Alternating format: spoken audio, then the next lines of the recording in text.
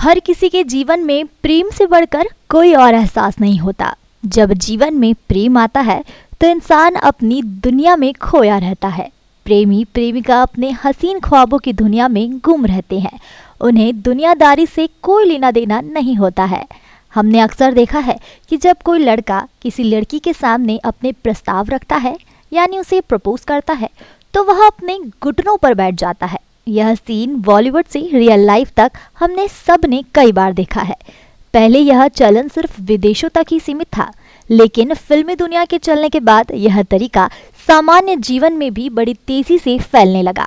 लेकिन आज तक हम यह नहीं समझ सके कि यह तरीका कहां से शुरू हुआ, इसके पीछे की वजह क्या है। अगर आप भी उन लोगों में से हैं जो इन सवालों का जवाब ढूंढ रहे हैं तो यह खबर आपके काम आएगी।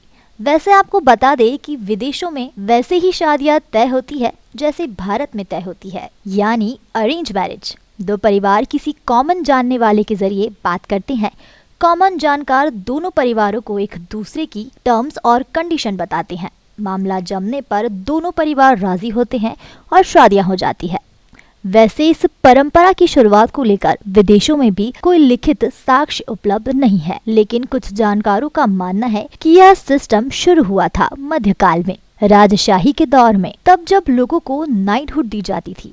उस दौर में नाइटहुड हासिल करने के दौरान पुरुष राजा के सामने घुटने पर बैठ जाते थे। यह उनके समर्पण, ईमानदारी और सम्मान का प्रतीक होता था। माना जाता है कि यहीं से घुटनों पर बैठकर अपने पसंद की लड़की को शादी के लिए प्रपोज करने की परंपरा शुरू हुई। कहा जाता है कि ये जरिया है जिससे पुरुष बताता है कि वो लड़की के प्रति कितना समर्पित होगा, उससे कितना प्रेम करेगा, उसके प्रति ईमानदार रहेगा और उसके सम्मान का ख्याल रखेगा।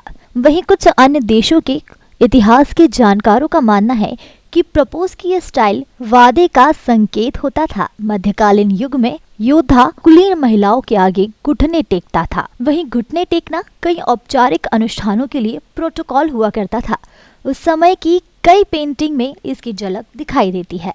उस वक्त शूरवीर अपने लॉर्ड के सामने घुटने टेकते थे। ये सम्मान का संकेत होता था। अब घुटने पर झुककर प्रपोज करना होने वाले जीवन साथी के प्रति सम्मान का संकेत है। इस तरह से प्रपोज करके वह बताते हैं कि उनका पूरा जीवन अब दूसरों के हाथों में है। इस आशा के साथ ही दूसरा दयालु और प्रेम पूर्ण होगा। कौन से घुटने पर बैठकर करते हैं प्रपोज? आमतौर पर बाएं घुटने के बल पर बैठकर लोग प्रपोज करते हैं। ऐसा इसलिए क्योंकि बहुत से लोग राइट हैंड का इस्तेमाल ज्यादा करते हैं।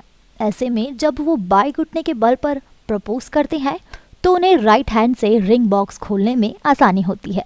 अगर आप लेफ्टी हैं तो आप दाएं घुटने के बल भी बैठकर प्रपोज कर सकते हैं। लड़कियां भी घुटनों पर बैठकर प्रपोज करती है। हर किसी के मन में यह सवाल उठता है, क्या सिर्फ लड़का ही घुटनों पर बैठकर लड़की को प्रपोज करता है या लड़की भी ऐसा करती है? यानी क्या लड़की के नी डाउन होकर प्रपोज करने का कोई इतिहास रहा है?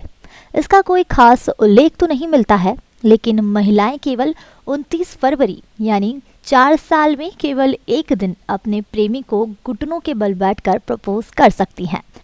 इसके पीछे की कहानी यह है कि 5वीं सदी में आयरलैंड में सेंट ब्रिजिट नाम की एक नन ने 29 फरवरी की तारीख को सेंट पैट्रिक को प्रपोज किया था। हालांकि सेंट पैट्रिक ने शादी से इनकार कर दिया, लेकिन कहा कि आगे से महिलाएं 29 फरवरी को अपने पार्टनर को प्रपोज कर सकती है।